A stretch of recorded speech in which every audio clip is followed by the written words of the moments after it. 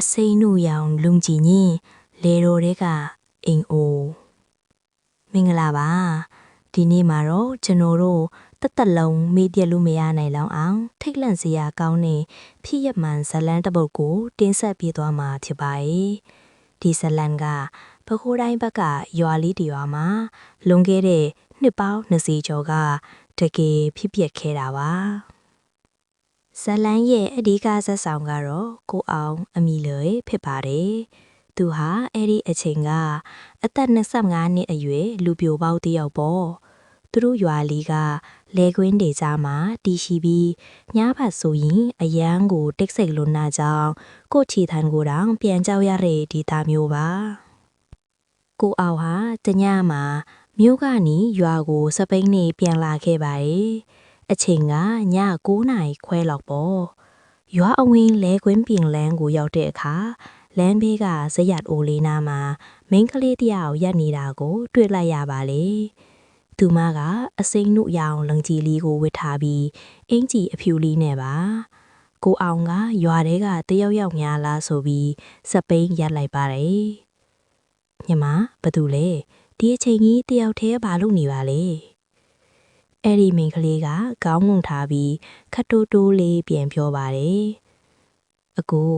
ကျမအိမ်ပြန်ခြင်းလို့ပါလမ်းကမောင်နေတော့မသွားရဲ့လို့ပါ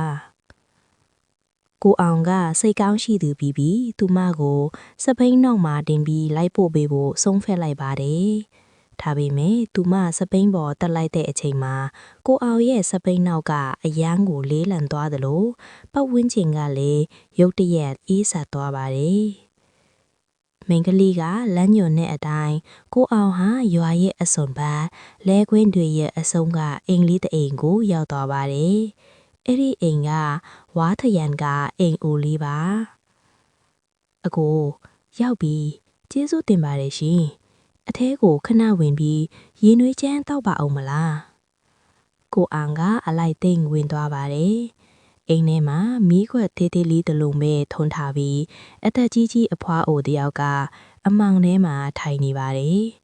ကိုအောင်ကိုမြင်တော့အဖွားအိုကထူးဆန်းတဲ့ကပြုံကြီးနဲ့ကြည်နေပါတယ်ရေနွေးတောက်နေကိုအောင်ကသတိထားမိတာကအဲ့ဒီအိမ်ထဲမှာပုတ်စော်လိုအနံ့တစ်ခုရနေတာပါပြီးတော့အဲ့ဒီမင်းကလေးကအိမ်ထဲရောက်သွားတဲ့အချိန်မှာသူမရဲ့ခြေထောက်တွေကမြေကြီးပေါ်မှာမရှိတော့ပါဘူးကိုအောင်ကြောက်လန့်တကြားနဲ့အိမ်ပြင်ကိုပြေးထွက်ပြီးစပိန်နှင်းပြီးရွာလေကိုအမြန်ပြန်ခဲ့ပါတယ်နောက်နေ့မနက်မှာကိုအောင်ကအိမ်ကလူနီကိုအဲ့ဒီအိမ်အကြောင်းပြောပြပါတယ်ဒါပေမဲ့ရွာသားတွေကတအံ့ဩနေပြောကြပါတယ်အောင်ကြီးမင်းပြောရဲ့နေရာမှာအိမ်မရှိတာကြာပြီလीအဲ့ဒီမှာလွန်ခဲ့တဲ့တလကမှမင်္ဂလာဆောင်ကနီးမိန်းကလေးတယောက်အစိမ်းနုရောင်လုံကြီးလေးဝတ်ပြီးကိုတက်ဖြတ်သွားတာလေကိုအောင်မယူနိုင်ပဲအဲ့ဒီနေရာကိုရွာသားတွေနဲ့လိုက်သွားပါရဲ့သူတွေ့လိုက်ရတာက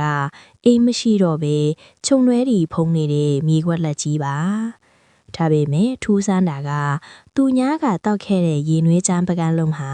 မြေကြီးပေါ်မှာရှိနေဆဲဖြစ်ပြီးအထဲမှာတော့ပုတ်ဆက်နေတဲ့ရေပုတ်တွေပါနေတာပါအဲ့ဒီထက်ပိုးပြောက်ဖို့ကောင်းတာကကိုအောင်လျက်စပိန်နောက်ထိုင်ကုန်မှာ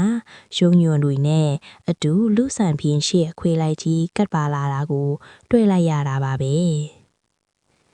ကိုအောင်ဟာအဲ့ဒီဖြစ်ရပြီးတဲ့က3ရက်တိုင်ဖျားပါတယ်အိမ်မထဲမှာလေအဲ့ဒီမိန်းကလေးကလိုက်ခဲ့ပါလို့ခေါ်နေတော့မှာပဲနောက်ဆုံးမှာတော့ရွာဦးကျောင်းကဆရာတော်စီမှာအမြအတန်းဝေပြီးတော့မှာပဲတက်တာသွားပါတော့တယ်အစိမ့်တီတေဆုံးသွားတဲ့သူတွေဟာသူတို့ရဲ့ဆွဲလမ်းမှုတွေကိုမစွန့်လွတ်နိုင်ပဲကိုစားဝင်ဖို့အတွက်လူတွေကိုဖျားယောင်းတတ်ပါတယ်ပရိသတ်တို့တော့ညဘက်လမ်းပြီးမှတယောက်သေးရက်နေတဲ့အစိမ်းနုရောင်ဝစ်စုံလေးနဲ့မိန်းကလေးတယောက်ကိုတွေ့ရင်ဖားလို့မလဲတတိထားပါတင်လိုက်ဖို့ပေးလိုက်တဲ့အိမ်ဟာဒီဘဝကအိမ်မဟုတ်နိုင်ပါဘူးအားလုံးပဲဘေးကင်းကြပါစေနောက်ထပ်ဇက်လန်းကောင်းဒီမှာပြန်တွေ့ကြပါမယ်